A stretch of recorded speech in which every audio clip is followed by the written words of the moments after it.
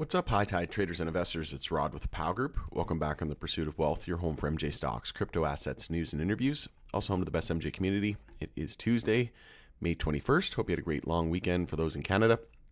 The Canadian stock market was closed yesterday, and we didn't see most MJ stocks green like it normally is. But today we had high tide showing lots of green and catching a bid. It was a bit of a shining star in a sea of red today. And today, high tide was the top gainer on my list out of all of the major names. Stock was up about 14% today from the low of yesterday, and there was a bullish continuation pattern that confirmed it was a bull flag into the end of the day, so we'll give the target for that. As always, though, this is not financial advice. This is for entertainment purposes only. You should never buy or sell anything based on anything that I say. I'm not a financial advisor. And full disclosure, I do own high tide in my portfolio. Before we get to the chart, make sure to smash the like. If you're new, you can subscribe, tick the bell, all that good stuff. You'll be notified on any future videos or when I go live. Also, you can follow us over on X, formerly Twitter. The handle for that is @GroupPow. Going to be using that as my platform of choice going forward. So as a reminder, we do have earnings coming up for Q2 2024, mid-June. Right now, the tentative date is June 12th, and they are forecasting $128.23 million for revenue and negative 0.0167 for EPS or earnings per share. So they are expecting a loss there for the upcoming quarter. And if we take a look at Moomoo, based on 4 analysts, they're predicting $127.5 million for revenue. So slightly lower, but this would be on investing.com. It's slightly higher than the actual from the prior quarter and slightly higher than the estimates as well. So they're starting to see revenue to start to trend back. After you can see the last couple of quarters, it's just been up and to the right. And they continue, they pretty much beat every single time. Last time they didn't beat was way back in the period of April 2021. So for that quarter end, they've just been on an absolute tear ever since. And like I said, we had that one quarter, last quarter, where we dropped from 139 to 128. So we'll see if we can get back on that positive trajectory where we see up and to the right and revenue just continuing to impress and see continued growth. So one of my top picks for sure in 2024 and beyond. If you haven't seen my MJ portfolio 2024 with percentages, I give my entire portfolio with the weighting of each. And I've since added, I think, VFF to the portfolio. There might have been one or two other ones that I added, maybe Nevis Brands, but High Tide always, a fan favorite. It's a retail favorite. Lots of High Tide fans out there, but it still is. Like, it doesn't have the same following as, say, an SNDL or a Tilray or a CGC or an MSOS, right? I think there's a lot of opportunity here. We know that we're looking at Germany potentially looking to fast track Pillar 2 in the second phase of legalization, which would be for profit, which would be huge for High Tide, and then store count doubling in Ontario, Canada's biggest province. So going to 150 from 75, and it just seems like every time you turn around, they're opening a new store in Ontario as they look to double their store count. And then the rest of Canada, here in Western Canada, they're very dominant, right? And then Atlantic Canada as well, and then ultimately the US, right? And they even said that they might entertain the idea of becoming a producer. Maybe they buy a producer somewhere along the line, right? So we'll see what happens.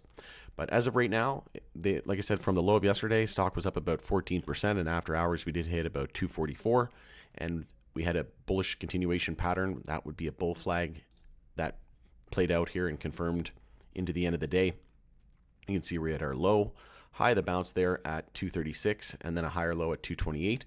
So once we broke the 236 level, that gave us our higher low and higher high. That was hourly uptrend confirmed.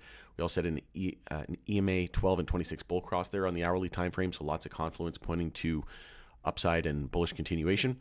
And then, like I said, we confirmed the hourly uptrend and the bull flag after having held the 0.32 fib there at 227 on that hourly consolidation and pullback.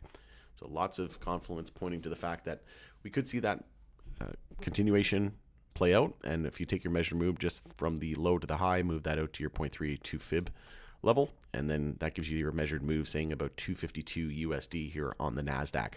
We also came off hourly oversold conditions, which if you've been following and tuning into this channel for a while, I said watch for hourly oversold conditions to be a nice entry on a lot of our names in MJ. And after a big bull move, right, when the DEA came out with its decision, it agreed with HHS to move it from Schedule 1 to Schedule 3, we had a massive pop, and then generally after that, you see a nice buying opportunity around, depending on how much we pull back and how quickly, 5-minute oversold, 15-minute oversold, but generally hourly oversold is a great area to target. And that would have gave us our nice daily higher low as well. But you can see the decision came out in April, and it was on April 30th. It was this candle right here. So from the low to the high, we were up about 25%, and now we're just ranging. You can see a very strong ceiling here around that 250 area. We're just unable to get above it. So if we can get over that 252 and 250 area, 252 is the hourly bull flag target. We have a lack of resistance till about 264, and then all the way up to about 285. But ultimately, a lot of MJ names are starting to trend back to their 200 weekly moving average, which we came very close on high tide. But ultimately, if we get there, that'd bring us up to around 334 USD. But like I said, first time since the DEA announcement that we hit hourly oversold. So you can see this was our run up here, and we breached it just barely, but upper wick, and then same thing here, breached it, red candle, upper wick, reversal, and then just an absolute bloodbath on the hourly chart. It was just a lower high, lower high, lower high for how many candles in a row? That was 9 candles in a row where we just had a lower high every single candle and a lack of resistance. So that was another good setup here, looking for hourly oversold based on the RSI with that lower wick. If we factor that in, it would have definitely been hitting oversold there. 30 and below is considered oversold on the RSI, the relative strength index. So the fact that we had no hourly resistance all the way up to 247 and we dropped all the way down to hourly oversold, that's an example of wanting to take a position to potentially swing. Could have been a multiple day swing, but you could have set your stop below. So right there, we came down, touched 212. You could have set your stop below $2 psychological, essentially risk 12, 14 pennies, or in terms of percentage, we'll just go down. We'll say, maybe you put it a little bit of a wiggle room and you did 194. Essentially, you risk 8%, somewhere around that 5 to 8% to make upwards of 14 plus. So that's decent risk to reward opportunity. And then obviously, at this point, we are still expecting more upside continuation. So if you're looking at that hourly bull flag and you set your stop just under $2, somewhere around that 5 to 8% risk, if we do hit 252, that's almost 20% of upside rate. So this is the benefit and the fact of why technical analysis is beneficial. It's not a guarantee. It's just looking at multiple different patterns, signals, indicators.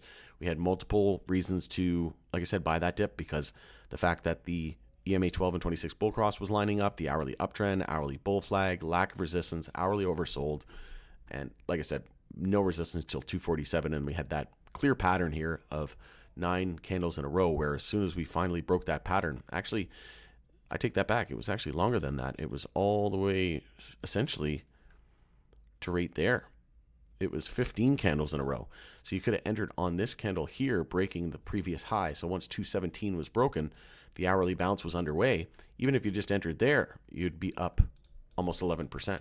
So you could have entered there at a break of 218 and then set your stop below the low of 212. So in hindsight, it's always 20/20, but that's just an example.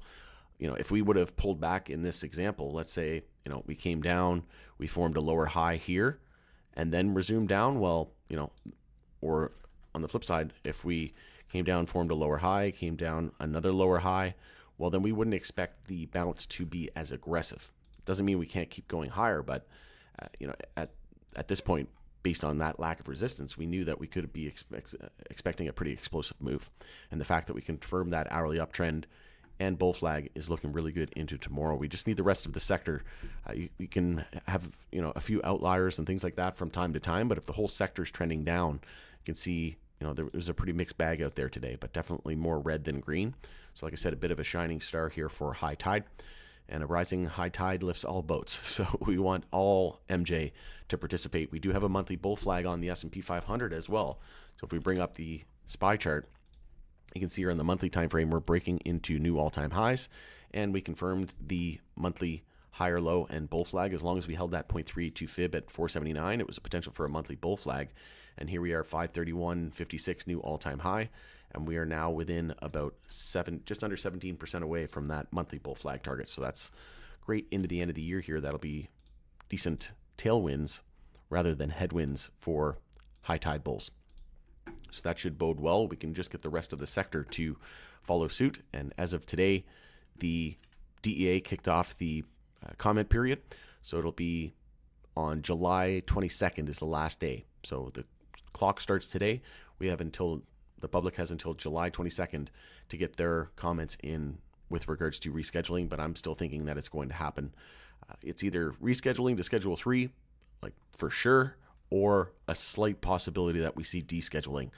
The more that time goes by, it's looking more and more like it's more than likely going to be rescheduling as the first step, but I'm still not ruling out the possibility that they actually bypass Schedule 3 and deschedule it altogether. So we'll see what happens. Obviously, there's a lot that remains to be seen, and no one has a crystal ball, but one thing is for sure certain. I'm very confident it's either going to be Schedule 3 or descheduling. I don't think there's any chance that we don't see one of those scenarios play out. Also, Florida on the ballot. There's lots of advertising, and there's lots of campaigning right now to try to get that over the finish line, essentially get that 60% threshold, which I think is going to happen. So let me know your thoughts and opinions on this in the comment section below. We'll continue the conversation there, but wrapping up, we're looking fantastic here on the longer term time frames. On the macro, we have our monthly uptrends, we have our low, high, higher low, and higher high, and we're gearing up for a monthly EMA 12 and 26 bull cross, which would be the first in history. And it's looking fantastic. We're back over the median line here in the RSI as well, heading toward monthly overbought. And if we see that monthly EMA 12 and 26 bull cross play out, look what happened to GTBIF. You can see here, it got about 30% above it, and we're very close to seeing that play out. So high tide, if we were to get 30% above, actually, it's around the same, so around the same level. So at this point, there's a lot of names that haven't gotten above their monthly EMA 12 yet. Look at Tilray, it's nowhere near it. CGC, nowhere near it as well. So there's still a lot of momentum to gain in the rest of the sector. And once we start to get the whole sector going, then we're going to start to pop into, we're going to see different, names running leaders and laggards. But ultimately, at one point over the next, 6 months, these charts all look very, very similar. It's just, as of right now, we have leaders and laggards. There's some names that haven't even confirmed a higher low yet, so CDC being one of them. We haven't even started the monthly consolidation or higher low, so it's at least a couple months behind some of our other names, which, if we take a look at GTPIF, MSOS, ETF confirmed a monthly uptrend for the first time in history, but as of right now, very, very strong chart, very, very strong monthly uptrend, and then same thing with high tide, monthly uptrend as well, and it's looking like we potentially could see this EMA 12 and 26 bull cross over the next couple of months. And I think it's more than likely going to be MJ banking. I think we're going to see uplisting to the NYSE and the NASDAQ as well for a lot of these U.S. names. And the hype is just going to kick into overdrive here in the space leading into the fall. And even more and more states, more and more countries, right, that could potentially start to legalize in one form or another. So it's looking fantastic. Like I said, we do have that 200 weekly there at 334. So that'd be a nice area to target if we can get over that 250 area with follow through. Like I said, 334 is the next major area of resistance. Then after that, $5 psychological. But we're above all of our daily moving averages as well. So this chart is heating up, and we're looking good here as we close in on July 22nd and get the final step of the public comment period, and then rescheduling. It's been moving along super quickly. Normally the US is super slow and the governments around the world are super slow, but it doesn't seem like we're running at that or going that turtle speed that we normally do. So it looks like they're really trying to get this done, and not that surprising, right? We know that the Biden administration is going to want to get something done before the election. If he doesn't, in my opinion, if he doesn't reschedule, then there's going to be a lot of peed off people, right? So I think he's going to have all the motivation in the world to get it done before the election. But let me know your thoughts and opinions in the comment section below. We'll see if bulls can continue the momentum into tomorrow and hit that hourly bull flag target of 252. All right, enjoy your evening. It's Rod with Power Group. Thanks again for joining us in the pursuit of wealth, and we'll see you again on the next video.